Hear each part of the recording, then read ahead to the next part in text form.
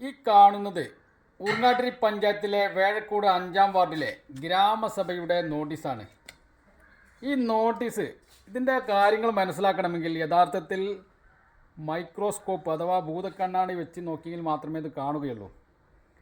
ശരിക്കും ഇത് ഈ ഒരു ഗ്രാമസഭ ബോർഡ് അഥവാ വാർത്താ നോട്ടീസ് ചുരുങ്ങിയതൊരു A4 പേപ്പറിലെങ്കിലും അച്ചടിച്ചെങ്കിൽ മാത്രമേ ജനങ്ങൾക്ക് ഇത് കാണാൻ കഴിയുകയുള്ളൂ.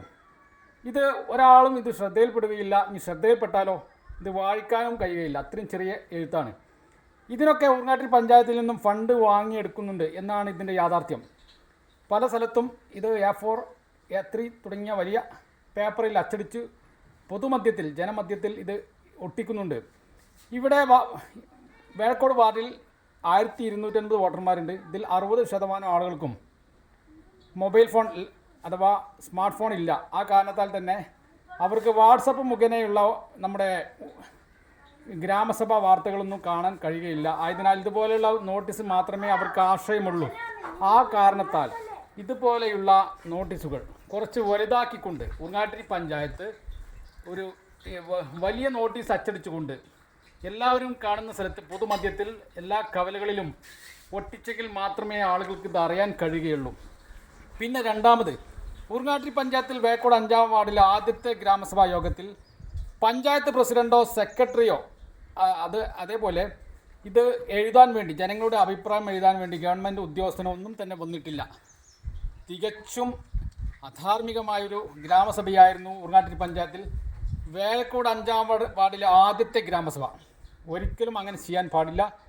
ഗ്രാമസഭ എന്നാൽ ആ നാട്ടിലെ ആളുകൾക്ക് കാര്യങ്ങൾ പറയാനും പങ്കുവയ്ക്കാനും പഞ്ചായത്ത് പ്രസിഡന്റ്, പഞ്ചായത്ത് സെക്രട്ടറി, ഗ്രാമസഭയിൽ ഊർങ്ങാട്ടിരി പഞ്ചായത്തിലെ ഉദ്യോഗസ്ഥൻ ഇവർ എല്ലാവരും ഉണ്ടെങ്കിൽ മാത്രമേ ഈ ഗ്രാമസഭ പൂർണ്ണമാകുകയുള്ളൂ.